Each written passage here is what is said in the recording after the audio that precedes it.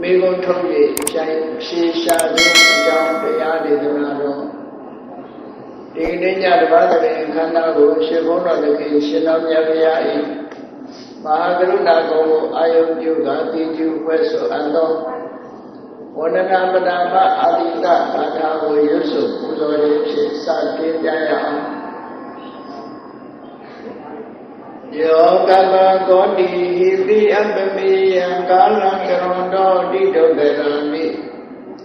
ခေရံကတောလောကဟိတယနာထောနမောမာကာရုဏိကတတ္တယောနာထောဝိနိယမြာစွာတတ္တဝါဤ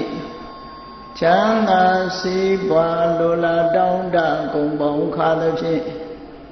နာထမြညာခြင်းရှင်တော်မြတ်ဖရာသည်ကပ္ပကောတိဟိပိဂရေကဘာအရေးအတွက်သင်္ချာတို့ဖြင့်တော်လဲအဘေမေယံရည်တွေတိုင်းတာဖော်ပြခြင်းငါမစွမ်းနိုင်ပါတော့ကာလလေးအတင်ချေသိနေကဘာရှိကြသောကာလပတ်လုံးလောကဟိတယတတလောကဤအကျိုးစီးပွားအလို့ငါအတိဒုက္ခရဏိဥစ္စာအသက်ချေလက်အင်္ဂါမေတ္တာကြီးမှသမိတာနှင့်တထာဇနေဆွန်ကြီးကြီးဟုကျက်တိထဝယ်ငါးသွဲအစုအလုံးခဲရင်တော်မူတော်ကိုကရွန်တော်ဘုရားဖြစ်ရန်ဤတန်ကြိုးကုတ်အထုတော်မူရသည်ဖြစ်၍ခေရလက်ချေမျက်လုံးအသက်ဆုံးရဲ့နှလုံးစိတ်ဝံကိုရောဤပင်မကြီးလုံးကတောဘဝတဏ္ဍကျိန်ဖန်များစွာရောက်တော်မူခဲ့ရရှာလိပြီမဟာကရုဏီကတတ္တဝါများယင်ဝေသားကဲ့သို့တနာချစ်ခင်မဟာကရုဏာအရှင်ဖြစ်တော်မူသောတတနာထသဝိနည်းများစွာတတ္တဝါဤချမ်းသာစီးပွားလိုလားတောင်းတဂုံပေါင်းခါသဖြင့်နာထမြညာထိုးရှင်တော်မြတ်ဖရာအားနမောယုတိပြောင်းပြောင်းမှန်ကိုလျော်ဖြင့်ကရောယုကျိုးရှိခိုးခြင်းသည်အထုဘဝတုစင်စစ်မဲ့တွေဖြစ်ပါစေတည်း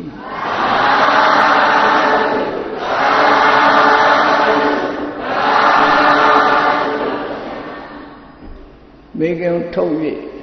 အဖြေရှာခြင်းလောကမှာသိเสียအကြောင်းအရာတွေများစွာရှိသိเสียအကြောင်းအရာတွေကိုသိချင်ပြီဆိုလို့ရှိရင်တော့မိဂုံထုတ်ပြီးတော့သိเสียအကြောင်းအရာကိုသိဖို့အဖြေကိုရှာကြမိဂုံထုတ်ပြီးအဖြေရှာတဲ့နည်းဟာရှင်းတော့ကလေးကပေါ်ထွန်းလာတဲ့နည်းဖြစ်တယ်အဖြေမှန်သိဖို့ရဲ့အတွက်မေဂုံပု္ပ္ပာဆိုတာလိုအပ်တယ်မေဂုံပု္ပ္ပာကအမျိုးမျိုးရှိပေမဲ့လို့ထိုမေဂုံပု္ပ္ပာအားလျော်စွာအဖြေမရှိဘူးဆိုတာတော့မရှိဘူးနော်မေဂုံနေမျိုးစုံရှိတဲ့ထဲမှာမဖြေပဲထားရတဲ့မေဂုံရောမရှိဘူးလားလို့ဆိုရှိတယ်အဲ့ဒီမဖြေပဲထားခြင်းဒီပင်လည်းအဲ့ဒီမေဂုံရဲ့အဖြေလို့ဒီလိုသတ်မှတ်ရတယ်ပေါ့အဲ့တော့မေဂုံနေမျိုးမျိုးထဲမှာကထေတုကမြတာပု္ပ္ပာလို့ဖြေဆိုလို၍အဖြေပေးမဲ့ပုဂ္ဂိုလ်ကမေဂုံထုတ်တာမျိုးကရှိတယ်။ဘာဖြစ်လို့ဒီလိုမေးခွန်းထုတ်ပြီးတော့အဖြေပေးတယ်လဲလို့ဆိုလို့ရှိရင်ပို့ပြီးတော့နားထောင်တဲ့ပုဂ္ဂိုလ်တွေပိုရှင်းလင်းနားလည်သွားအောင်ကထေတုကမြတာပု္ပ္ပာဖြေဆိုဖို့အတွက်မေးခွန်းထုတ်ပေးတယ်။မေးခွန်းကိုသိရတဲ့ဖြင့်အဖြေပေါ်မှာပို့ပြီးတော့စိတ်ဝင်စားမှုရှိတာ။ဒါကြောင့်မလို့ကထေတုကမြတာပု္ပ္ပာမျိုးဆိုတာလေဒီလိုရှိသေးတာပေါ့နော်။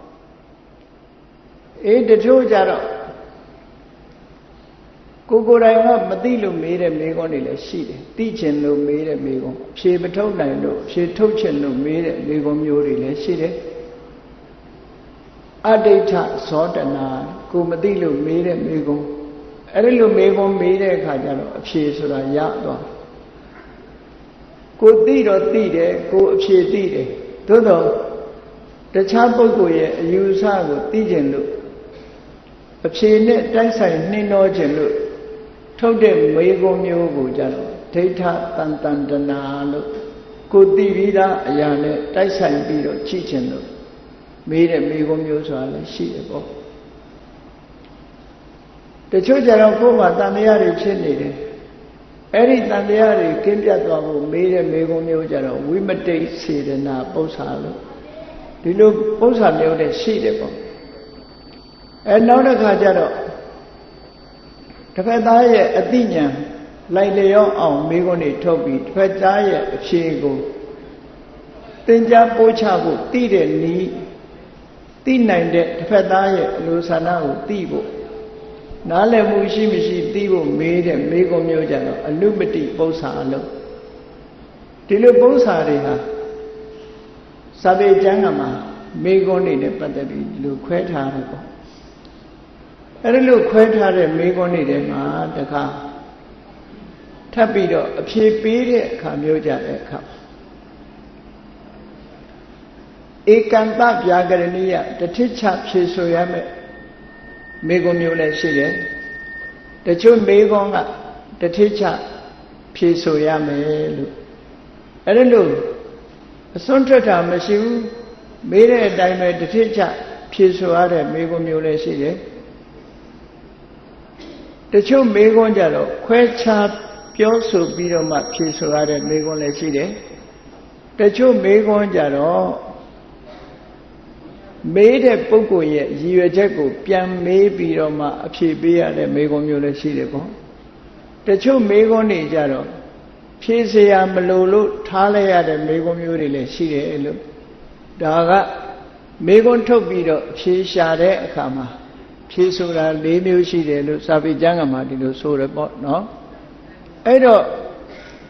Megon Tobido, Pishare, Sura, Yasavia, Titanaro Ridema Yasavia Kuraime Megon Tobido, Piso Kainari, Shide Sovado Tadanaban Win Lagaza Shinge going a lady who then beat it. Ikanama gain the Kusura Bale, Duinama gain the Kusura Bale, so that Pada de Ane Patate, Boduda lady Yavu Sobiro. The Chabeku Simo Winza, the Kusura Bale, Nakusura Bale, Domusura Bale, so that Taro Shinyahula, Tinja Pocha Bide, Kumara Pinyalo, Kaliri, made a Mego Muliri. Yes, of Yako, I Megon lady, look below. She took beta the sheet no? Now the guy Yahanori, Dania came on Lusobi. The Chotok Danima, yes of Yakuranga Megoni, Belu me and Belu Pia Malay, Belu Pia me Surago, Lanyum, your pupido, Hojare Dodanile sheetable. Kudigninia a Megon told you if she Shajan Lusura. Yes, of Yanko and Megon told it. Megon told me of yes of Yanko and she so beta it. A shady vegetable. Eri Dodanga Ingodra Nikema La Shida Dodan the Kuwe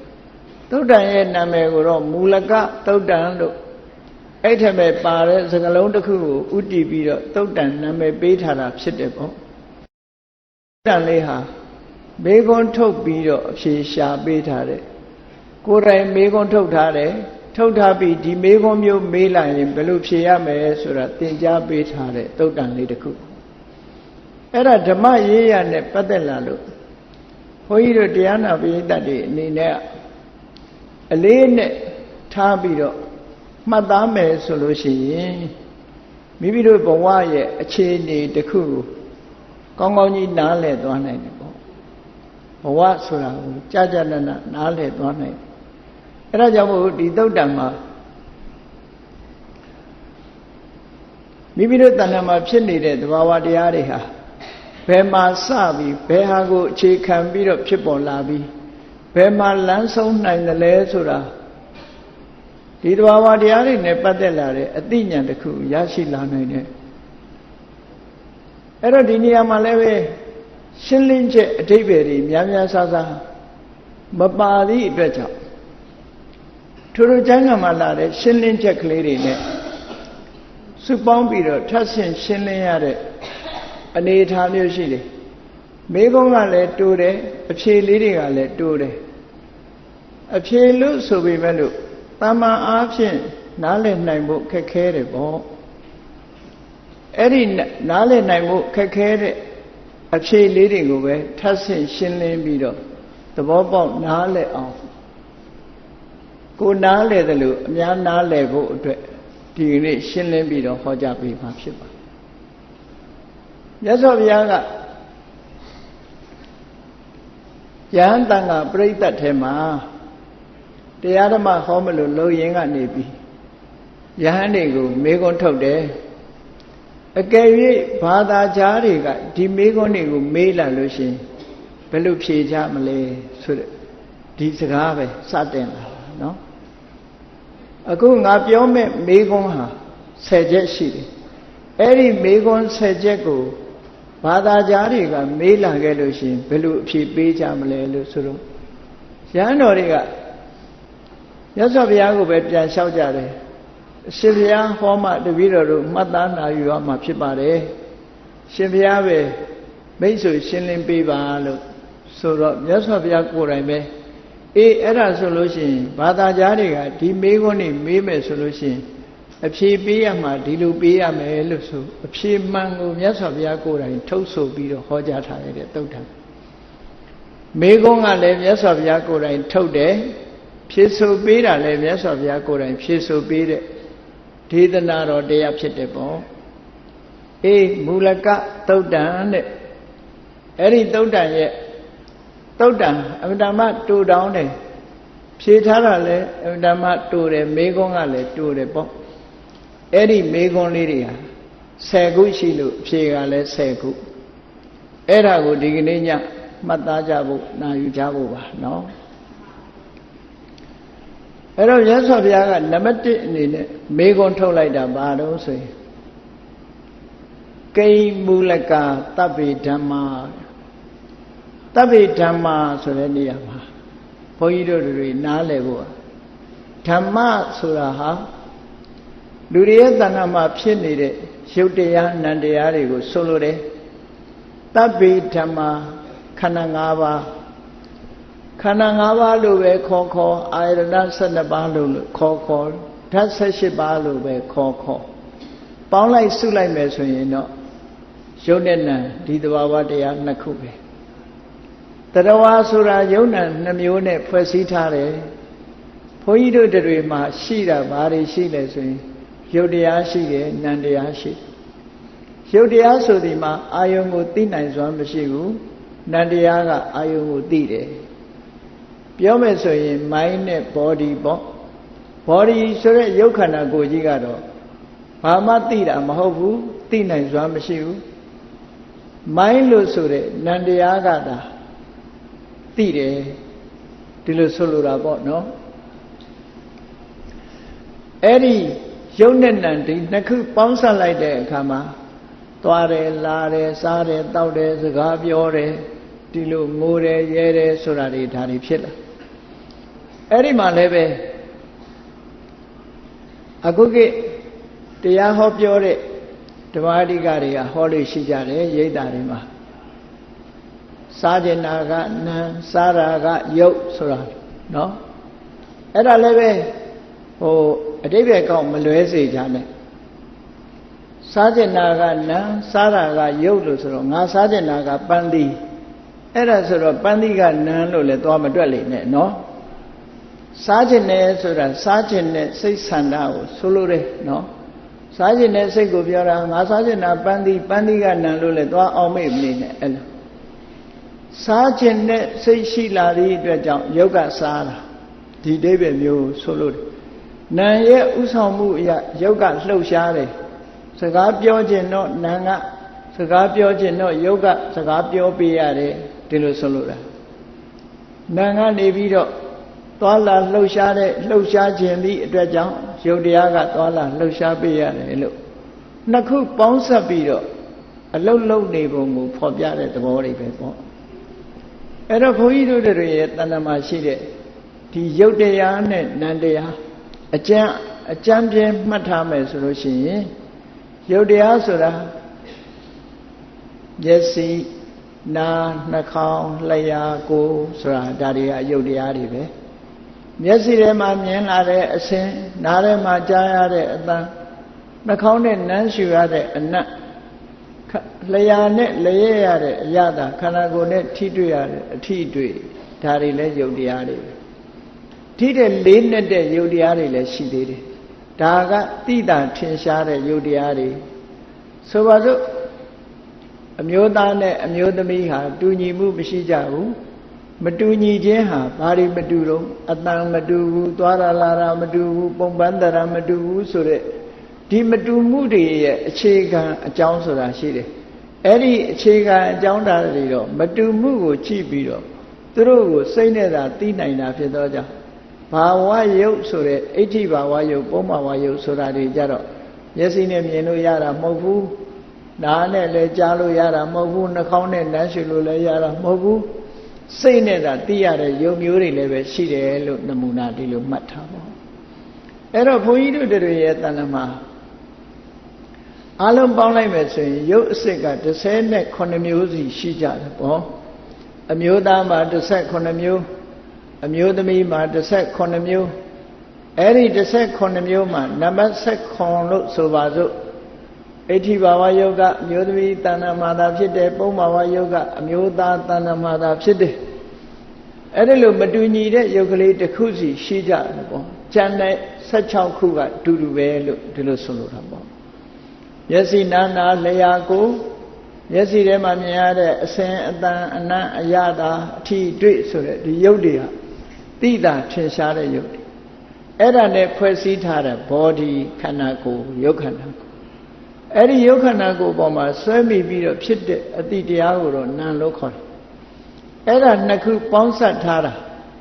ကဲကိုယ်တဏ္ဍာမှာရှိနေတာဒီနှစ်ခုယုတ်နဲ့နာမ်နှစ်မျိုးသာရှိတယ်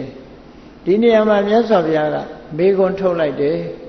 ကိမူလကတပ္ပေဓမ္မာအဲ့ဒီတဘာဝတရားတွေဟာဘာကိုအခြေခံပြီးဖြစ်လာတာလဲဘုန်းကြီးတို့တွေရဲ့တဏ္ဍာမှာရှိတဲ့ယုတ်တိနံတွေဟာဘာကိုအခြေခံဖြစ်လာတာလဲအကြောင်းရင်းကဘာလဲဆိုတဲ့မေးခွန်းအဲ့တော့မသိသင့်ဘူးလားကိုယ်ဘဝမှာဘာကြောင့်ဖြစ်တယ်ဆိုတာမသိပဲနဲ့ဒီလိုနေလို့မရဘူးလေသိလိုက်တဲ့အခါမှာအမတမတန်ဖိုးရှိတဲ့အသိဉာဏ်တစ်ခုရနိုင်တာပေါ့ဒီနေရာမှာမြတ်စွာဘုရားကဓမ္မလို့သုံးလိုက်တဲ့စကားဟာဘာလို့ဆိုရင်နေတတ္တနေစီဝတရားလည်းမဟုတ်ဘူးအသက်လည်းမဟုတ်ဘူးယုံနာတရားတက်တက်မြတာဖြစ်တယ်ငါလည်းမဟုတ်ဘူးသူတော်ဘာလည်းမဟုတ်ဘူးယုံနာတရားတက်တက်မြတာဖြစ်တယ်ဆိုတဲ့ဒီအဓိပ္ပာယ်ကိုဖော်ဆောင်ခြင်းလို့ဓမ္မလို့ဒီလိုသုံးတာအဲ့ဒီဓမ္မဆိုတာဆိုင်ရာသူ့ရဲ့ကိုယ်ပိုင်သဘာဝလေးတွေရှိလို့သဘာဝဆိုတဲ့အဓိပ္ပာယ်နဲ့လည်းတူတယ်ပေါ့သဘာဝသဆိုတာကိုယ်ပိုင်ဘာဝဆိုတာသဘောလက္ခဏာကိုယ်ပိုင်သဘောလက္ခဏာလေးတွေအသီးသီးရှိကြတယ်ပေါ့အဲ့ဒီကိုယ်ပိုင်သဘောအသီးသီးရှိကြတဲ့ဒီသဘာဝဓမ္မတွေဟာနှစ်ခုပေါင်းစပ်ထားပြီးတော့လူတွေရဲ့တဏ္ဍာမှာဖြစ်လာတော့လူတွေကဘယ်လိုယူဆတော့ငါပဲလို့ယူဆတယ်ငါဟာလို့ယူဆလာကြတယ်သူပဲသူဟာလို့ယူဆလာကြတယ်အဲ့ဒါလို့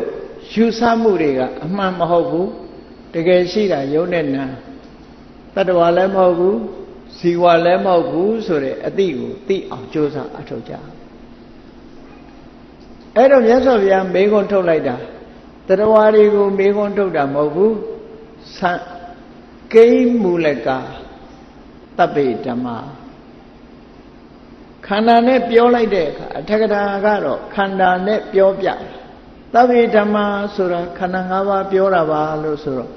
ယုံနဲ့နာနှစ်ခုကိုပြောတာပါပဲတ Tarawa lemobu, Ziwa lemote, Yunan, Namulu Sure, the Bawadama, Aloma, Bagu, Chikan, Viro, Chilla, the Les, Timegon, Vermato Mila. Megoye, Chimango, Yasavia, Topi, Sanda, Mulaka, Davidama. Diniama, Sanda, Suraha. Tanago, Yin Biro, Horeni. Abidamama, Sanda Sura, Tanane Madu. Todo Eri Sanda Sure, the Bavadiaha. Loba nele, Duela Dade, Doda nele, Duela Dade. Eri the Bavanakune, Le Duela Dade. Aloba Adoda Sadi nele, Duela Dade. Loba ne Duela Reka, Loba the Waga, Tupo, Macholoni. Era Jamulu, Sandalu, don't like the Kama. Niago Chibido, Sasamu Chibido, David, call you child. So, but Kamit Sandalu, don't Kama. Kama Sure. Lojin Zea, Ione Boma, Lojin Mulu Sure Kajaro. Taman Sanda of Yora Modo, Loba Solure, Tilo David, call you. Kadu Kamyada Sana, Pulo Lure, Sandalo solution, no. Lova never better de Sandalo, Tilusuale. The Karaga Doda ne Dwebidole, Bediga Sandalo Surale. The only she the boss of Jangama. Diniama, Yasavia, Sandalo, don't like her, Kami Sanda, Sandamu, Jivabido, Donut, Sedoja, Tanago Solure. The Darawa mode, Yudian and the Yari, Tutanama Shide, Pobioa Mesoyino, Kona, a boy and Tin Tara, Biomesoye, Yasinana, Layako, a Sayanda, Na Ayada, T. Dwit. Eri Yudiari, a Disasure, Nandiari, Erare, Didawa Diaria, Pago, Chica, Biro, Chipolara, Lelu. A pea down measure, Yasavia, Bear Pea Mupia Meso, Sanda Mulaka, Davidama. The Naboma, Chican Biro Chilara. Suro Dokane, Dokat the Muriago, Hore, this are day the Nane, the Tatevo. Doka Sura, Jonan, Namu, Yin Biro, Doka lo Hore, this are Libama. Eri Dokha, John Diaha, Dulelo, Tanago, Hore, Doka the Muria. Dimale to the way, Davidama, Lusura, Doka, Yin like Dave. Sanda Mulaka, Davidama. Duri, Tanama Pilari, Kanangava Lusure, Tama Aloha, Sanda Mulaka, Lojine, Tamede, Dredare, Sure. Tana Lova, Chican Miro, Chilarava. Suro, Yasavia, this are Tedana Neha, the Tative, Dipsia, Duruvelo, Dilupio, no? Ero Dipsia, Bago, Ninsura, Lelo, Tavara Payada came, Panzen, Lupita, Mohoku, Sura, Ule, Ninsura. A Jaume Chilare, a Jaume Chite, Sure, a Yusa, Ule, Ninsura. No, India Nangama do ye as a Darawari, Jamu, Shawi Lila Rekama Jama Panzelu Pilare, Tavara Payanga, Panzelu Pilare, Tombo, Bumomli Naku, Ponsa Biro, Chipolare, Tombo, Pagatine, Puritalo Sure, Tavara Dimiere, Pagati Sure, the Bawa Diago, Purita Sure. The Bawa de Adakune, Bonsa like the Kama, that way in low Shavido, the Rawai Lupchilades, Usari, she Drosima, no? Eddie Usari, Maman can let John Diari, Yasavia, Pe Chetave, Sanda Mulaka, Lupiora. Dama Argentina solution, Borabada Winnie, Matucha Hulu, Ting out and leave me. Inia Tananga low, Losha Yakat was in a deep chiga, no? Eddie Kima, the Chaba Daria, below you saw the lay, ရားလက်ထက်ကတခြားဘာသာတွေကဘယ်လိုယူဆတယ်လဲလို့ဆိုလို့ရှိရင်တော်တော်များများဖန်ဆင်းတာဘယ်သူဖန်ဆင်းတယ်လဲဆိုရင်ဗြဟ္မာကြီးကဖန်ဆင်းတယ်ဘာကိုဖန်ဆင်းလဲအတ္တကိုဖန်ဆင်းလိုက်တယ်အဲ့ဒီအတ္တဆိုတဲ့အရာဟာဗြဟ္မာကြီးကိုအခြေခံတာဖြစ်သောကြောင့်သူတို့ရဲ့အဖြေဆိုရင်ဘယ်လိုလုပ်မလဲလို့ဆိုရင်ဗြဟ္မမူလကတဗ္ဗေဓမ္မာလို့ဖြေကောင်းဖြေလိုက်မယ်ပေါ့နော်ဗြဟ္မာကြီးရဲ့ဗြဟ္မာကြီးလင်အခြေခံပြီးတော့ဒီယုတ်တိနံတွေဖြစ်လာတာပါခဏိခေဘာသာကြားတွေရဲ့အဖြေဆိုရင်သာဝရဘုရားသခင်ဖန်ဆင်းလို့ဖြစ်လာတာပါလို့ဒီလိုဖြေမှာပေါ့အေးအဲ့ဒီထဲမှာလည်းပဲယုတ်ဝါဒီတွေရှိသေးတယ်ယုတ်ဝါဒီတွေကြတော့သူကအဟိတုကဝါဒအကြောင်းမဲ့ဝါဒဘာကြောင့်မှမဟုတ်ဘူးသူ့ဘာသူဖြစ်ချင်လို့ဖြစ်လာတာလို့ဒီလိုပြောတဲ့အဟိတုကဝါဒီတွေရဲ့အနေအထားရကြည့်မယ်ဆိုလို့ရှိရင်တော့အကြောင်းမရှိဘူးလို့သူတို့ကပြောတယ်သူ့ဘာသူဖြစ်တယ်ဟောမြတ်စွာဘုရားကအကြောင်းမရှိဘူးမဟုတ်ဘူးအကြောင်းရှိတယ်အဲ့ဒီအကြောင်းဟာဘာလဲဆန္ဒလို့ခေါ်တဲ့တဏှာလောဘပဲဒီလိုဖြေတာပေါ့နော်အဲ့ဒီလိုဖြေလိုက်တဲ့အဖြေဟာတကယ်အရိယာပုဂ္ဂိုလ်တွေသိတဲ့သစ္စာဒေသနာနဲ့ညှိပြီးဖြေတဲ့အဖြေတစ်ခုဖြစ်တယ်ပေါ့ဒါကြောင့်မို့လို့မှန်ကန်တဲ့အဖြေဖြစ်လို့မြတ်စွာဘုရားကတခြားဘာသာဝင်တွေကဓမ္မလို့ဆိုတဲ့သဘာဝတွေ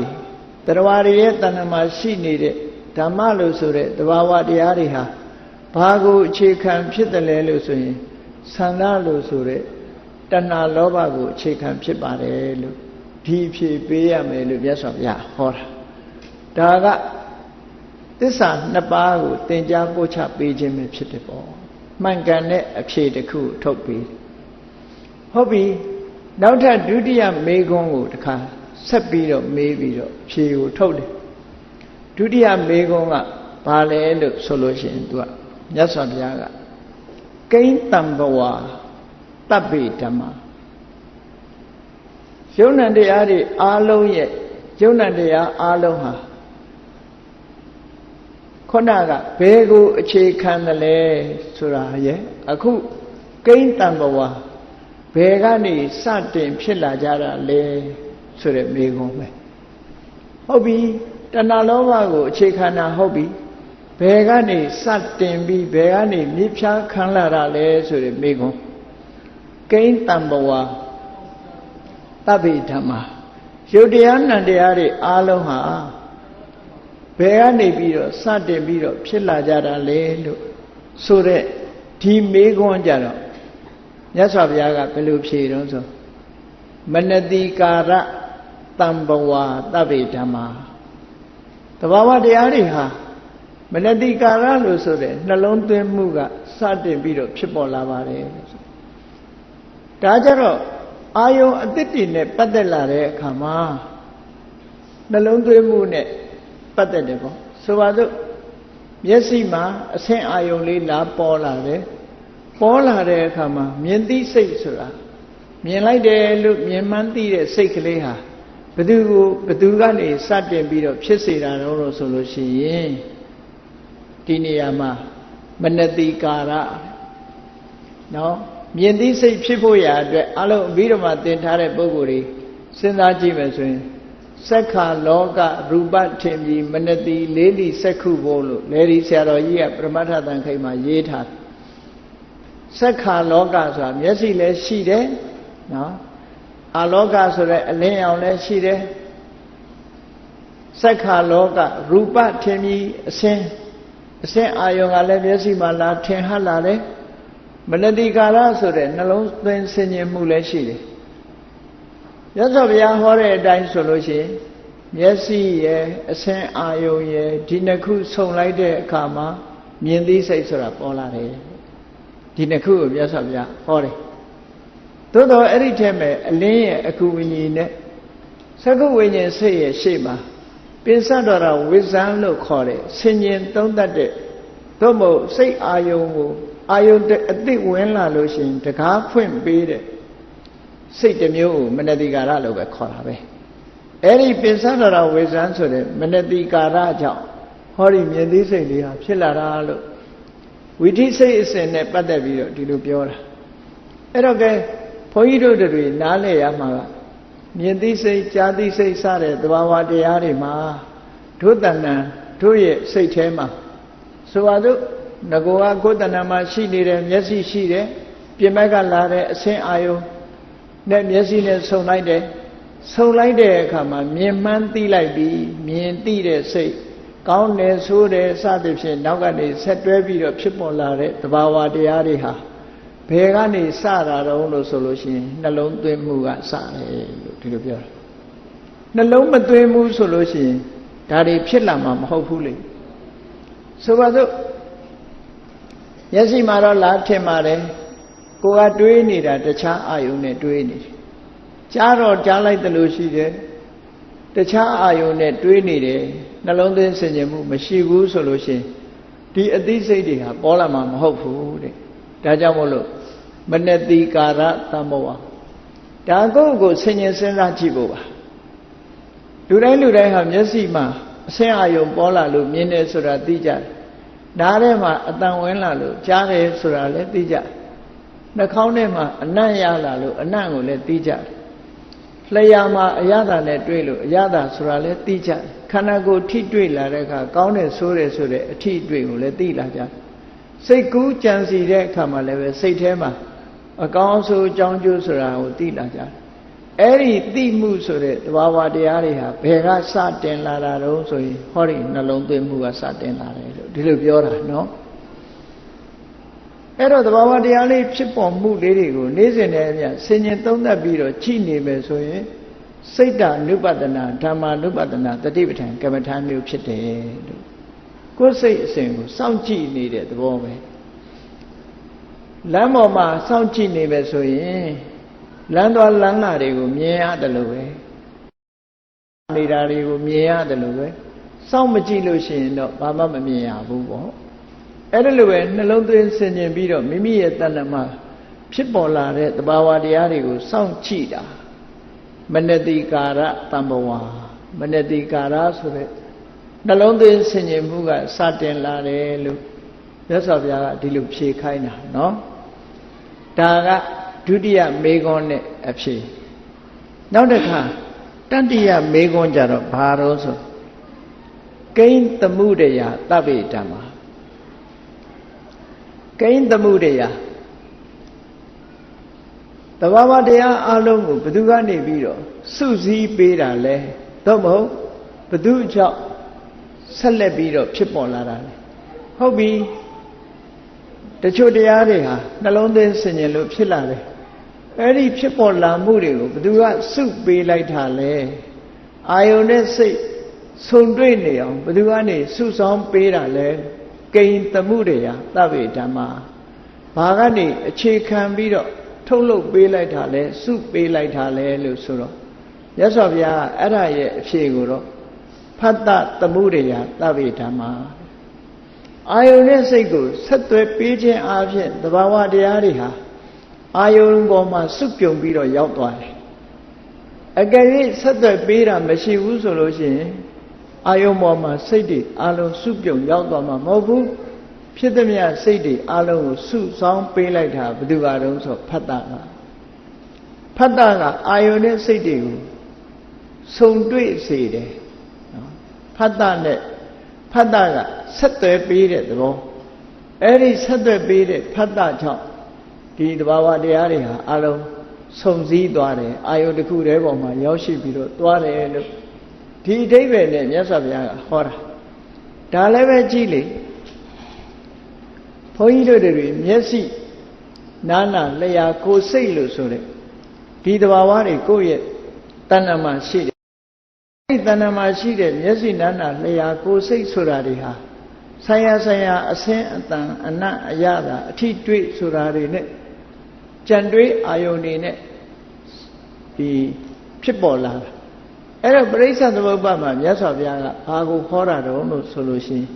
နာမရူပပိစ္ဆေယသလာယေတနာသလာယေတနာပိစ္ဆေယဖတ်တော်လို့ဒီလိုခေါ်တာအလုံးစုံစည်းသွားဖို့အတွက်စုပေါင်းပေးလိုက်တာဆက်သွယ်ပေးလိုက်တာကဘယ်သူလဲလို့ဆိုဖတ်တာပဲဖြစ်တယ်ဒါကြောင့်မို့အဖြေထုတ်တဲ့အခါကျတော့ဖတ္တသမှုရိယာသဗ္ဗေဓမ္မာဖ တ်တာကနေအလုံးအာယုန်တစ်ခုတည်းပေါ်မှာစုပေးလိုက်တယ်ဒါမို့သမုဒယကိုရာတိကရဏစုဝေးမှုကိုပြုတယ်လို့ဒီအဓိပ္ပာယ်မျိုးဖွင့်တယ်ဟောနောက်တစ်ခုကြတော့တခြားနေရာမှာဒီစကားလုံးနဲ့မသုံးမဲ့နဲ့ဘာသုံးထားတာတော့ဆိုသမောဌာနဆိုတဲ့စကားလုံးနဲ့လည်းသုံးတယ်သမောဌာနဆိုတာပေါင်းစုံခြင်းပဲအလုံးသဘာဝတရားတွေဟာအာယုံပေါ်မှာပေါင်းစုံမိသွားအောင်ဖတ်တာကဆောင်ရွက်ပေးတယ်ဒါကြောင့်မို့ဖတ်တာသမောဌာနဖတ်တာဆိုတဲ့ပေါင်းစုံမှုအကြောင်းတရားရှိကြတယ်နော်ဖတ်တာဆိုတာကိုကတိဏ္ဏသင်္ကတိဖတ်တော်လို့ဆိုတဲ့အတိုင်းမျက်စိရဲ့အဆင်းရဲ့မြင်သိစိတ်ရဲ့ဒီသုံးခုပေါင်းစုံခြင်းကြောင့်ဖြစ်ပေါ်လာတာကိုဖတ်တာအဲ့ဒီဖြစ်ပေါ်လာတာကအလုံးကိုစုစည်းပေးလိုက်တဲ့သဘောဖြစ်သွားကြသလရဏပစ္စယဖတ်တော်လို့ဒီလိုဆိုတာအဲ့တော့ကိုယ်မျက်စိလေးနဲ့အဆင်းအာယုံကိုမြင်တိုင်းနားနဲ့အတန်ကိုကြားတိုင်းအေးဖတ်တာကသဘာဝတရားတွေငါတို့ရဲ့စိတ်တွေအလုံးကိုဒီအာယုံပေါ်ကိုရောက်သွားအောင်ဆက်သွယ်ပေးနေတာပါလားဆိုတဲ့ဖတ်တာရဲ့သဘာဝတရားကိုစဉ်းစားမိအောင်နှလုံးသွင်းဆင်ခြင်ရမှာအဲ့ဒီလိုနှလုံးသွင်းဆင်ခြင်လို့ရှိရင်ဓမ္မာနုပဒနာတတိပဋ္ဌာန်ဆိုတာဖြစ်တယ်ပေါ့မြင်ကြိုက်ကြားကြိုက်ဒီအနံ့ရကြိုက်စသည်ဖြင့်ဖြစ်ပေါ်နေတဲ့အချိန်လေးတွေမှာဒါကိုနှလုံးသွင်းဆင်ခြင်ပါဒါကြောင့်မို့ဒီမေခွန်းလေးကိုကိန်းသမုဒယသဗ္ဗေဓမ္မာဘယ်ဟာကစုပေးတာတော့ဆိုဖတ်တာသမုဒယဖတ်တာကစုပေးလိုက်တာလို့ဒီအဓိပ္ပာယ်ကိုဖြေတာနော်ဟုတ်ပြီနောက်ထပ်မေခွန်းတစ်ခုထပ်မေးတယ်ဒီတရားတွေကလေးနဲ့တယ်လို့ဆိုပေမဲ့လို့လူတွေရဲ့ခန္ဓာကိုယ်ထဲမှာရှိတဲ့တရားတွေကိုမြတ်စွာဘုရားဟောတာဘုန်းကြီးတို့တွေဘာကြောင့်မသိတာတော့ဆိုလို့ရှိရင်တတိကင်းမဲ့နေလို့တတိမရှိသည့်အတွက်ကြောင့်တန်ပစင်ညဆိုတဲ့အသိဉာဏ်လည်းမရှိလာတော့တတိရှိမှပညာဆိုတာဖြစ်တယ်ပညာဟာတတိကအာယုန်တစ်ခုစုစိုက်ပေးမှအသိပညာဆိုတာဖြစ်တယ်ဥပမာမဲ့နော်တတိယဘာနဲ့တူတော့ဆိုရင်စာဖတ်ခြင်းတဲ့ပုဂ္ဂိုလ်တယောက်မှာလက်နဲ့စာအုပ်ကိုဖွင့်မပေးလို့ရှိရင်မျက်စိကမြင်လို့ရပါမလားမျက်စိကိုယ်တိုင်ကစာအုပ်ကိုမဖွင့်နိုင်ဘူးလက်ကသာဖွင့်ပေးနိုင်တာသို့တော်လက်ကသိနိုင်စွမ်းတော့မရှိဘူးလက်ကဖွင့်ပေးတဲ့စာအုပ်ကိုဖတ်ရှုတာကတော့မျက်စိကဖတ်ရှုတာလို့ဒီလိုသူ့အလုံးနဲ့သူလုပ်တာအဲ့ဒီအတိုင်းပဲတတိဟာလက်လိုပဲအာယုံကိုယူပေးတာတတိအာယုံရဲ့သဘာဝကိုသိတာကြတော့ပညာလို့အဲ့လိုယူပေးမှုမပါဘဲနဲ့ပညာကသူကသူသိတယ်ဆိုတော့မဖြစ်နိုင်ဘူးတဲ့သဘာဝတရားတွေဟာပေါင်းစပ်ပြီးတော့လှုပ်တာဒါကြောင့်မို့နာဟိတတိဝိရိဒပညာနာမအဋ္ဌိတတိမပါပဲအတိပညာဆိုတာဘယ်တော့မှမဖြစ်ဘူးတဲ့တတိကယူပေးမှသူကသိနိုင်လက်ကစာအုပ်ကိုဖွင့်ပေးမှမျက်စိကမြင်နိုင်တယ်ဆိုတဲ့အဓိပ္ပာယ်ဟုတ်တူတူပဲအဲ့ဒါလို့ဆိုလိုတာပေါ့နော်ဟုတ်ပြီအခုလို့ဖတ်တာကစုစည်းပြီးတော့ပေးလိုက်တဲ့စိတ်တွေအလုံးဟာစုပြီးတော့ကျသွားပြီဆိုတဲ့အချိန်လေးမှာနောက်မေးခွန်းတစ်ခုကမြတ်စွာဘုရားကမေးတယ်ကိဉ္သမောတရဏသဗ္ဗေဓမ္မာတဘာဝတရားအလုံးကို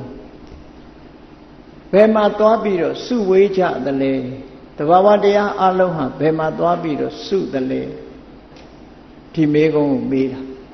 အဲ့ဒီမေကုံးရဲ့အဖြေကြတော့ဝေဒနာသမောတရဏသဗ္ဗေဓမ္မာတဘာဝတရားအလုံးဟာ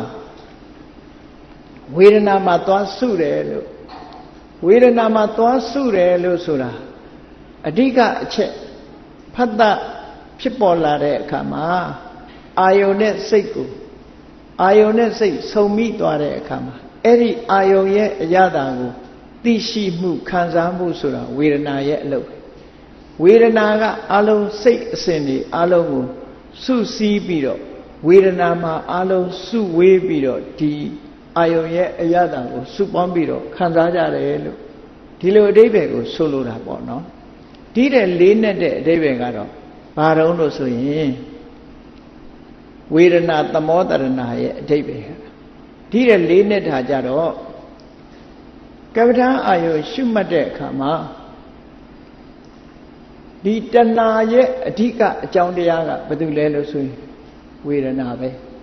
ဒါကြောင့်မို့ပရိစ္ဆသမုပ္ပါဒ်မှာဝေဒနာပစ္စယတဏှာလို့ဒီလိုဆိုထားတာ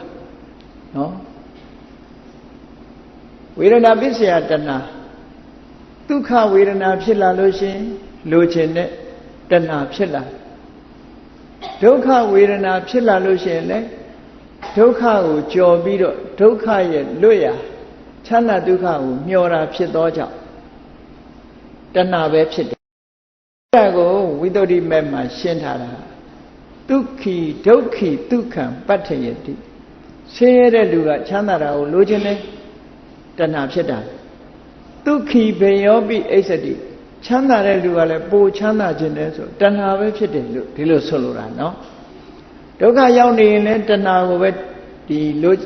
ဒုက္ခကိုပဲတန်တာတယ်ဒုက္ခရောက်နေရင်လည်းပို့ပြီးတော့ဒုက္ခကိုတန်တာဒီလိုဆိုလို့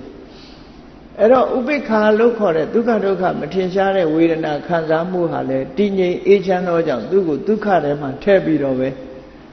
ဝေဒနာပစ္စယတဏှာလို့ပဲဆိုတယ်ဒါကြောင့်မို့ဒီတဏှာကိုဖယ်ရှားဖို့အတွက်အဓိကတရားခံဘာလို့လဲလို့ဆိုရင်ဝေဒနာပဲဖြစ်တယ်ပေါ့တဏှာကိုဒီထိမ့်ချုပ်တော့မယ်ဆိုလို့ရှိရင်ဝေဒနာရဲ့သဘာဝကိုပိုင်းခြားသိဖို့လိုအပ်လာတယ်ပေါ့ဝေဒနာရဲ့သဘာဝကိုမသိရင်တဏှာကိုထိမ့်ချုပ်နိုင်ဖို့မလွယ်ဘူးတဲ့ဒါကြောင့်မို့လို့တဏှာကိုထိမ့်ချုပ်နိုင်ဖို့အတွက်ဝေဒနာရဲ့သဘာဝကိုသိရအဲ့တော့တရားဓမ္မကျင့်ကြံကြိုးကိုအားထုတ်ကြတဲ့ပုဂ္ဂိုလ်တွေဟာဝေဒနာမှာစုပြီးတော့ရှုမှတ်ပွားများခြင်းဖြင့်ဝေဒနာကိုပရိညာတပိုင်းခြားပြီးတော့သိနိုင်အောင်ကြိုးစားအားထုတ်ရမယ်ဆိုတဲ့အဓိပ္ပာယ်နဲ့မြတ်စွာဘုရားဝေဒနာသမောတရဏသဗ္ဗေဓမ္မာတရားရှုတဲ့အခါမှာဒါကြောင့်မို့လို့တတိပဌာန်တရားတော်မှာဆိုရင်ဝေဒနာနုပတနာရှုဖို့ဆိုပြီးတော့ဒီလိုဟောတယ်ဝေဒနာနုပတနာရှုဖို့ဆိုပြီးဝေဒနာလေးတစ်ခုဟာဘာကြောင့်အရေးကြီးရတာလဲဘာကြောင့်သိရတာလဲဆိုဝေဒနာကိုမှပိုင်းခြားမသိနိုင်ဘူးလို့ဆိုလို့ရှိရင်ဝေဒနာကတဏှာကိုဖြစ်စေလိမ့်မယ်တဏှာဖြစ်သွားပြီဆိုလို့ရှိရင်တဏှာထဲမှာသွားရောနော်တဏှာကနေပြီးတော့ဆက်လက်ပြီးတော့ဒုက္ခတွေကိုဖြစ်စေမှာဒါကြောင့်မို့လို့အရေးကြီးဆုံးဖြစ်တဲ့ဝေဒနာကိုပိုင်ပိုင်နိုင်နိုင်သိအောင်ညာတပရိညာနဲ့ပိုင်ပိုင်ခြားခြားသိဖို့ဟာဝေဒနာဟာတဏှာကိုပယ်ဖို့နေရာမှာအဓိကကြတယ်လို့ဒါကြောင့်မို့လို့တရားဓမ္မအားလုံးမှာရှုမှတ်တဲ့အခါမှာဝေဒနာသမောတရဏဝေဒနာမှာအားလုံးစုပြီးတော့ကြာသွားတယ်လို့ဒီလိုအဓိပ္ပာယ်ဟောတာမြတ်စွာဘုရားနော်အေးဝေဒနာသမောတရဏသဗ္ဗေဓမ္မာဒီနေရာမှာအဓိပ္ပာယ်အမျိုးမျိုးလည်းပဲယူဆကြတာရှိတယ်သို့တော့ဒီအဓိပ္ပာယ်ကတော့ပဋိသင်္ပိဒမဲ့အထက်ကထာမှာဒီအဓိပ္ပာယ်ကိုထည့်ပြီးတော့ဖွင့်ဆိုပြီးတော့ထားတယ်နောက်အဓိပ္ပာယ်တစ်မျိုးဖွင့်ဆိုတာလေးကတော့ဘာလို့ဆိုစိတ်စေတသိက်အားလုံးဟာဒီဝေဒနာမှာစုဝေးသွားကြတယ်ဝေဒနာခံစားမှုပေါ်မှာစိတ်စေတနာတွေဒါမှမဟုတ်လူတွေကပြောကြတယ်လေစိတ်ခံစားမှုပြောဝေဒနာကလွှမ်းသွားတာပဲအားလုံးဝေဒနာကလွှမ်းသွားတာပဲဆင်းရဲရင်လည်းဝေဒနာလွှမ်းသွားတာပဲချမ်းသာရင်လည်းဝေဒနာလွှမ်းသွားဝေဒနာကပဲအလုံးလွှမ်းခြုံပြီးတော့တီးနေတာဖြစ်သောကြောင့်ဝေဒနာသမောတရဏလို့ဒီလိုဆိုတာတဲ့အေးဒါကြောင့်မို့လို့မြတ်စွာဘုရားရဲ့မေခွန်းမှာကိဉ္သမောတရဏသဗ္ဗေဓမ္မာယုံ nant တရားတွေဟာဘယ်မှာသွားပြီးတော့အလုံးစုမိကြတယ်လဲဆိုရင်ဝေဒနာမှာသွားပြီးတော့စုမိကြပါတယ်သူကတဏှာဖြစ်ဖို့အတွက်အဓိကအရေးပါတဲ့နေရာမှာရောက်သွားတယ်လို့ဒါကြောင့်မို့ဝေဒနာသမောတရဏသဗ္ဗေဓမ္မာလို့ဒီလိုနောက်တစ်ခါမေးခွန်းတစ်ခုကြတော့ဘယ်လိုဖြေတော့ဘယ်လိုမေးတော့ဆိုကိဉ္ပမုခာသဗ္ဗေဓမ္မာသဘာဝတရားတွေအလုံးထဲမှာအဲ့ဒီသဘာဝတရားတွေအလုံးထဲမှာဘယ်ဟာကနေပြီးတော့အူအစီလုံနေတယ်လဲ bè hà gà này thì u si này là lẽ rồi mấy con nó cũng mê cây bầm mục hà bè hà gà này bị đó sông phật bê bị bè hà gà này u si tha là lẽ rồi đi bây giờ đó cái mà thằng ăn thâu đẹp này bắt được là nhớ sao vậy cái mà thằng này bắt được là đó ở phía giờ đó ba phía đó rồi Samadhi bầm mục hà ta bị Dhamma Samadhi cả u sòng là đấyဟုတ်တယ်တဘာဝတရားတွေအားလုံးကိုသိဖို့ရအတွက်စိတ်တည်ငြိမ်မှုဆိုတဲ့တမာတိစွမ်းအားဟာအမြဲတမ်းအရေးကြီးလာတယ်ပေါ့တမာတိရှိလာပြီဆိုလို့ရှိရင်အားလုံးကိုဥဆောင်ဥရပြုလိုက်နိုင်လာတယ်ပေါ့တမာတိရှိလာပြီဆိုရင်တမာဟိတတဉာဏ်လို့ဆိုတဲ့အတိုင်းပညာဆိုတာလည်းဖြစ်လာတဲ့ပေါ့တမာတိဆိုတာရှိလိုက်တာနဲ့တပြိုင်နက်ဉာဏ်နဲ့စိတ်ကိုပူပန်စေတတ်တဲ့တဘာဝတရားတွေစိတ်ကိုဆုတ်ပိတ်တတ်တဲ့နိဝရဏဆိုတဲ့တဘာဝတရားတွေဒါတွေဟာလွင့်စင်ပြီးတော့သွားတယ်ဒါကြောင့်မို့ဒီဝိပဿနာကျင့်စဉ်တစ်ခုကိုကျင့်ပြီသမထကျင့်စဉ်တစ်ခုကိုကျင့်ပြီဆိုရင်ဘယ်သူကဥဆောင်သွားတာလဲလို့ဆိုဟောတမာရီကဥဆောင်သွားတယ်လို့ဒီလိုဆိုလိုတာတမာဟိတတဉာဏ်လို့ဆိုတဲ့အတိုင်းတမာရီရှိလာပြီဆိုရင်ဉာဏ်ဖြစ်လာတယ်တမာဟိတောယထာဘူတံဇာနာတိပတ္တိတမာရီရှိလာတဲ့ပုဂ္ဂိုလ်မှာအမှန်ကန်ကိုသိနိုင်တယ်လို့ဆိုသူကဥဆောင်သွားတယ်အသိဉာဏ်ကိုသူကဥဆောင်သွားတဲ့သဘောဖြစ်လို့မြတ်စွာဘုရားဟာကိဉ္ပမုခတဗ္ဗေဓမ္မာတရားတွေအလုံးတွေကဘယ်သူကဥဆောင်မှုပေးနေတယ်လဲဆိုရင်တမာတိကဥဆောင်မှုပေးနေပါတယ်လို့ဒီလိုဖြေရမယ်လို့ဒီလိုဟောတာကဲနောက်တစ်ခုကျတော့မေခွန်းတစ်ခုကဘာတော့ဆိုကိအဓိပတိယသဗ္ဗေဓမ္မာတဘာဝတရားတွေကိုကြီးစိုးထားတာဘယ်သူလဲအုပ်ချုပ်ထားတာဘယ်သူလဲခုနကဥဆောင်တာဒါကအုပ်ချုပ်ထားတာနော်အုပ်ချုပ်လွှမ်းမိုးထားတာဘယ်သူကလွှမ်းမိုးထားသလဲဆိုပါစို့ဝိပဿနာကျင့်စဉ်မဲ့ကျင့်သမထကျင့်စဉ်မဲ့ကျင့်နေ့စဉ်နဲ့များအလုံးလုံးထားတွေကအစတဘာဝတရားတွေကိုလေ့လာသုံးသပ်တဲ့အခါမှာဘယ်သူကအုပ်ချုပ်နေတာလဲစိတ်တွေကိုဘယ်သူကအုပ်ချုပ်ပေးနေတာလဲလို့မေးဒီမေးခွန်းကိုမြတ်စွာဘုရားတတ္တာဓိပတိယသဗ္ဗေဓမ္မာတတိကအုပ်ချုပ်နေတယ်တတိကကြီးမှုအုပ်ချုပ်ထားတယ်လို့ဟုတ်တယ်တတိလွတ်သွားတာနဲ့တပြိုင်နက်အလုံးမလုံးနိုင်ကြတော့ဘူးအားလုံးနော်တတိလက်လွတ်ငှက်တောင်ကျွတ်လို့ဆိုတဲ့အတိုင်းငှက်ဟာအတောင်ကျွတ်သွားလို့ရှိရင်ဆက်လက်ပြန်နိုင်စွာမရှိဘူးပေါ့လူတွေရဲ့စိတ်မှာလည်းပဲတတိလွတ်သွားပြီဆိုလို့ရှိရင်အာယုံကိုယူနိုင်စွာမရှိကြတော့ဘူးပေါ့လွင့်ပြန်သွားနိုင်တယ်ဒါကြောင့်မို့လို့မြတ်စွာဘုရားကမ္မထာလှုပ်အထုတ်တဲ့အခါမှာ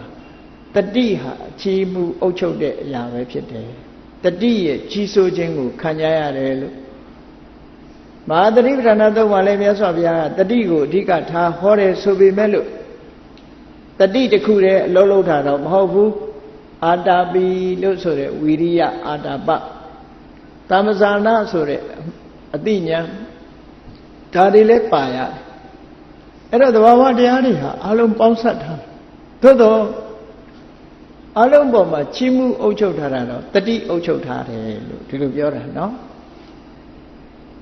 ဘုဇင်9ပါးကိုကြည့်ဘုဇင်9ပါးမှာ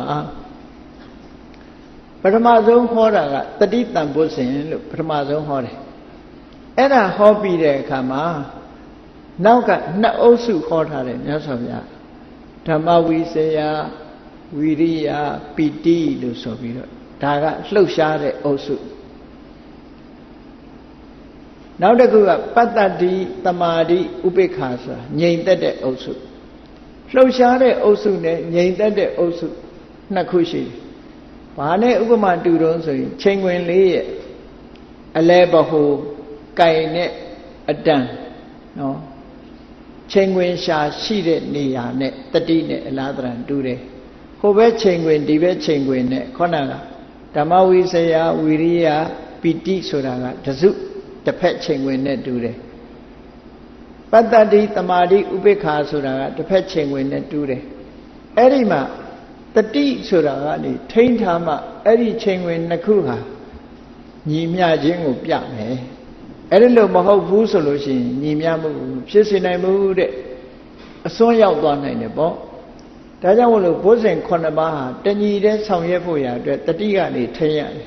ဒါကြောင့်မို့တတာဓိပတိဟာတတိကကြီးစိုးထားတာဒီအဓိပ္ပာယ်ကိုပြောတာနော်တတိဟာကြီးစိုးထားဘယ်သူတွေကိုကြီးစိုးတော့ဆိုဓမ္မဝိဇ္ဇာဆိုတဲ့ပညာဝိရိယဆိုတဲ့ဝိရိယတန်ဖိုးစဉ်ဆိုတဲ့လုံလဝိရိယပိဋိတန်ဖိုးစဉ်ဆိုတဲ့နှစ်ချိုက်ကျင့်မှုဒါတွေကို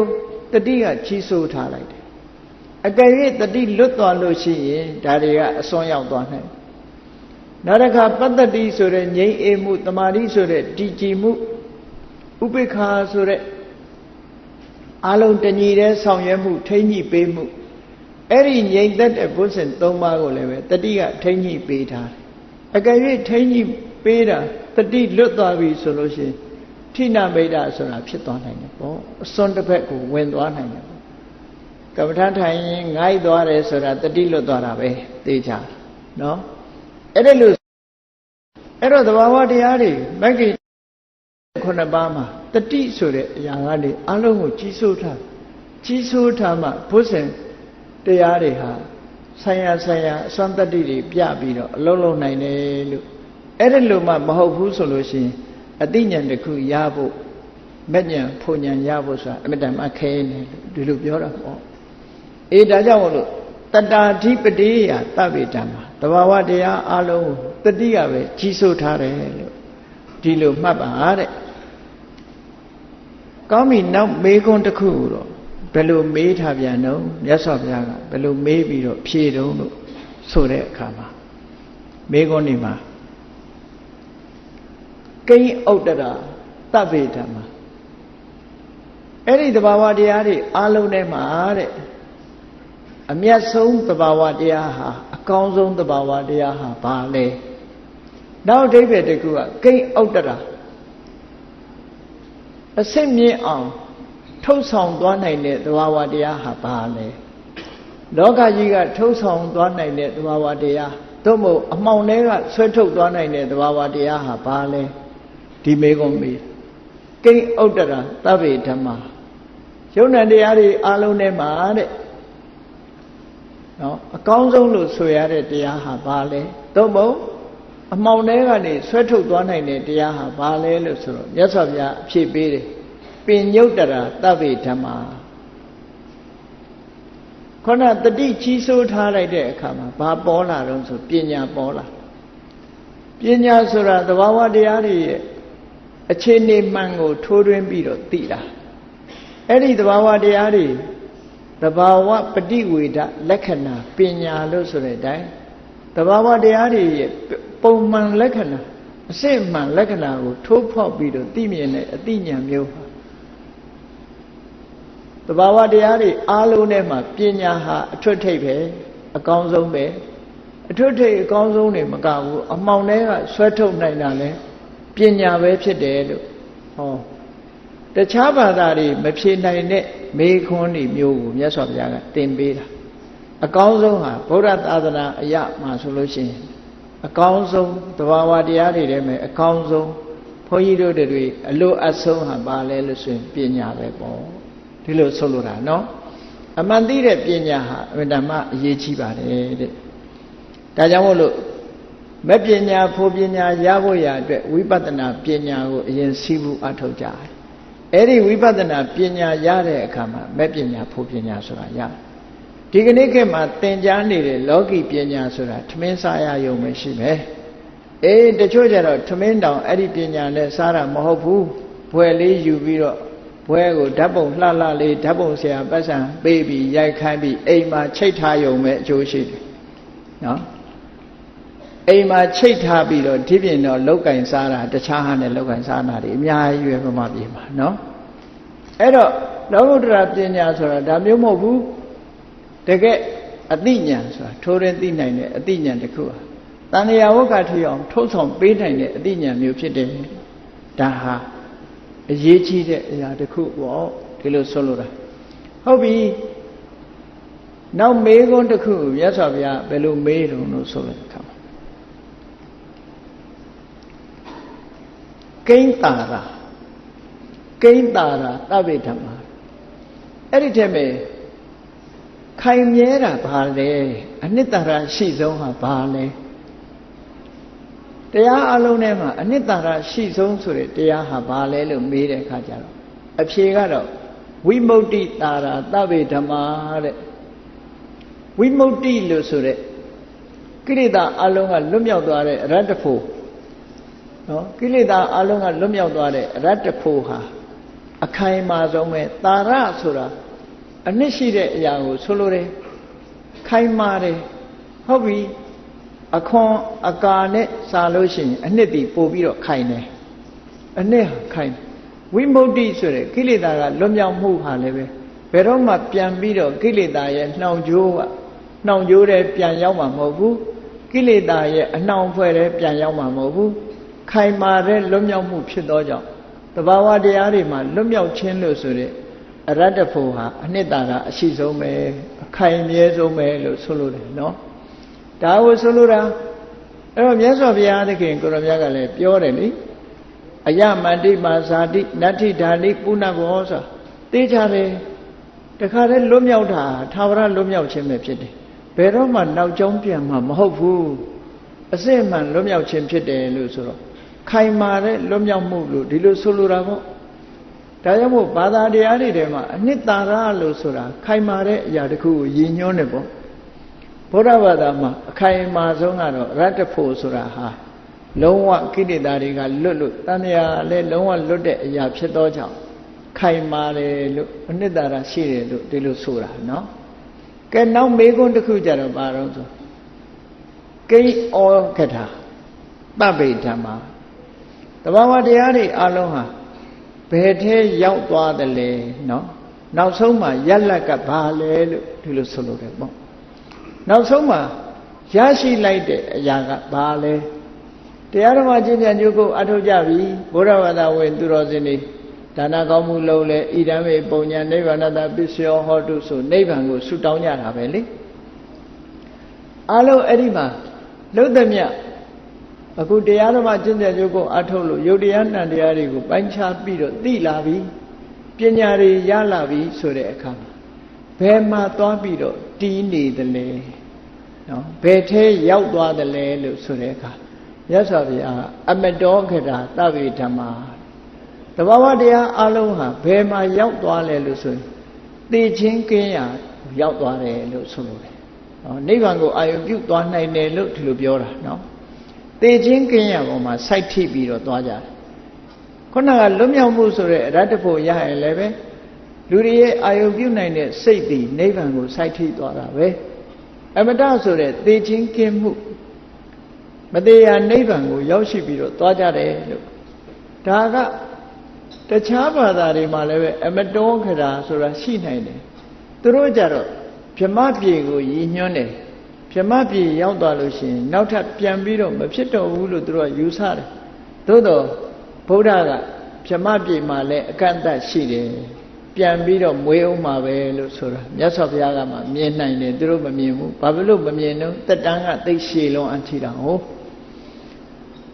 ဒါကြောင့်မို့မြတ်စွာဘုရားကအမတောခတာသဗ္ဗေဓမ္မာသဘာဝတရားအလုံးသည်အမြိုက်နိဗ္ဗာန်လို့ဆိုတဲ့မတရားတရားပေါ်မှာရောက်ရှိပြီးတော့တည်ရှိတယ်လို့ဒီလိုဟောပြီးဒါဖြင့်လုပ်ငန်းကဘယ်မှာပြီးဆုံးတယ်လဲကိဉ္ပရိယောတနာသဗ္ဗေဓမ္မာသဘာဝတရားတွေလူတွေရဲ့နောက်ဆုံးပန်းတိုင်ကဘယ်မှာလဲဘုန်းကြီးတို့တွေပြန်ပြီးတော့စဉ်းစားကြည့်နော်တဏှာကနေစလာလိုက်တာရှေ့ပိုင်းကသဘာဝတွေကိုဟောသွားတယ်နောက်ပိုင်းကျတော့ကမ္မထာနဲ့ဆက်ဆက်ပြီးတော့မြတ်စွာဘုရားဟောထားတယ်နော်ကမ္မထာနဲ့ဆက်ဆက်ပြီးလုပ်ငန်းတစ်ခုအနေနဲ့ပေါ်လွင်အောင်ဟောတာနောက်ဆုံးကျတော့ဘယ်မှာအပြီးတတ်သွားသလဲလို့ဆိုရင်နိဗ္ဗာန်ပရိယောတနာသဗ္ဗေဓမ္မာသဘာဝတရားအလုံးဟာနိဗ္ဗာန်မှာပဲအဲ့တော့သဘာဝတရားတွေရဲ့ခန္ဓာ၅ပါးရဲ့နောက်ဆုံးအဆုံးသတ်ဟာနိဗ္ဗာန်ပဲလို့ဘာဖြစ်လို့တော့ဆိုရင်နိဗ္ဗာန်ကိုကြော်ပြီးတော့ဘာတစ်ခုမှဖြစ်နိုင်တာမဟုတ်ဘူးနိဗ္ဗာန်ဟာဒုက္ခရဲ့အဆုံးသတ်ပဲဖြစ်တယ်နိဗ္ဗာန်ကိုအာရုံပြုတဲ့အရတ္တမေရတ္တဖို့စိတ်ပေါ်လိုက်တာနဲ့တပြိုင်နက်ကိလေသာအလုံးချုပ်ငြိမ်းသွားပြီးတော့ထိုကိလေသာတွေနဲ့ကံနဲ့ပေါင်းပြီးတော့ထုတ်လုပ်တဲ့ခန္ဓာတွေဆိုတာနောက်ထပ်မလာနိုင်တော့ဘူး ဒါကြောင့်မို့ဒါကိုဆိုတာမိုးကုတ်ဆရာတော်ကြီးတို့ကလည်းလောင်စာသိမ့်၍မိငိမ့်တယ်ဆိုတာမိငိမ့်တဲ့အဆင့်ကိုပြောတာနော်အေးနိဗ္ဗာန်ပရိယောသနာသဗ္ဗေဓမ္မာသဘာဝတရားအလုံးယုံနာခန္ဓာအလုံးရဲ့အဆုံးသတ်ဟာနိဗ္ဗာန်ပဲအေးဒါကြောင့်မို့ဒီမူလကသုတ်တံမှာမြတ်စွာဘုရားကယဟန်တော်တွေကိုဘာသာကြားတွေကဒီမေးခွန်းတွေမေးလာလို့ရှိရင်အခုတိုင်းပဲဖြေဆိုကြလို့ဆိုပြီးတော့မြတ်စွာဘုရားကသင်ပေးတဲ့တရားဖြစ်ပါတယ်ဒါကြောင့်မို့တရားချက်ခင်သူတော်စင်ပြိဿအပေါင်းတို့လည်းဟောဒီမေးခွန်းတွေနဲ့အဖြေတွေကိုမိမိတို့စိတ်ထဲမှာမှတ်ယူထားပြီးတော့မှန်ကန်တဲ့အဖြေတစ်ခုရအောင်ကြိုးစားအားထုတ်ကြရမှာဖြစ်တယ်လို့ကိုယ်စီစိတ်ဆန္ဒကြီးစွာဘုရားမြတ်စွာရဲ့အဆုံးအမအတိုင်းလိုက်နာကျင့်သုံးနိုင်ကြပါစေကုန်သတည်း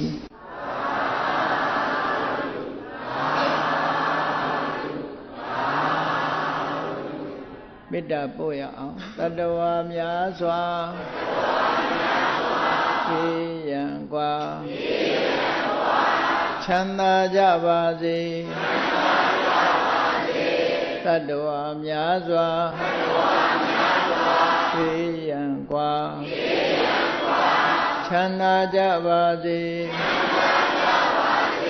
မေတ္တာရေချမ်းသုံးငါဖြံ